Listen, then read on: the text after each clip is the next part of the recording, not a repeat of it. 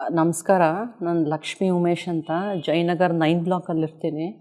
ನಾನು 2 ವರ್ಷದಿಂದ ರಾಜಯೋಗ ಮೆಡಿಟೇಷನ್ ಪಾಲಿಸ್ತಾ ಇದ್ದೀನಿ. ಹಾಗಂತ ರಾಜಯೋಗ ಅಂದರೆ ಬ್ರಹ್ಮಕುಮಾರಿದು ಮೆಡಿಟೇಷನ್ನು. ಅದು ನಾನು ಅದು ಮಾಡೋದ್ರಿಂದ ನಾನು ತುಂಬಾ ಫ್ರೆಶ್ ಆಗಿದ್ದೀನಿ. ನಂಗೆ ಅದ್ರ ಬಗ್ಗೆ ಏನೂ ಗೊತ್ತಿರಲಿಲ್ಲ. ಬಟ್ ಅದು ಜ್ಞಾನ ಎಲ್ಲ ತಿಳ್ಕೊಂಡು ಅದೆಲ್ಲ ಅಡಾಪ್ಟ್ ಮಾಡ್ಕೊಂಡಿದ್ದೀನಿ. ತುಂಬ ಚೆನ್ನಾಗಿದೆ. ವೈಟ್ ಡ್ರೆಸ್ ಎಲ್ಲ ನೋಡಿಬಿಟ್ಟು ಏನೋ ಅಂತ ಅನ್ಕೋತಾರೆ ಜನ. ನಾನು ಅದೇ ಥರ ಅಂದ್ಕೊಂಡಿದ್ದೆ.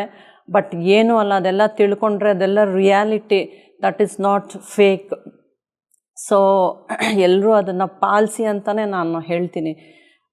20 ವರ್ಷದ ಕೆಳಗೆ ಬ್ರಹ್ಮಕುಮಾರಿ ಸೆಂಟರ್ಸ್ಗೆಲ್ಲ ಹೋಗಿ ಬರ್ತಾಯಿದ್ದೆ. ಬಟ್ ನಂಗೆ ಅದೇನು ಅಂತ ಗೊತ್ತಿರಲಿಲ್ಲ. ವೈಟ್ ಡ್ರೆಸ್ ಎಲ್ಲ ನೋಡ್ಬಿಟ್ಟು ನಾನು ಏನೋ ಹೆದರ್ಕೋತಾ ಇದ್ದೆ. ಅಯ್ಯೋ ಏನೋ ಇದು ಏನು ಮಾಡ್ತಾರೋ ಏನೋ ಅಂತ ಅಂದ್ಕೋತಾ ಇದ್ದೆ. ಆಮೇಲೆ 2 ವರ್ಷದಲ್ಲಿ ನನಗೆ ಅಕಸ್ಮಾತಾಗಿ ಜ್ಞಾನ ಸಿಕ್ತು.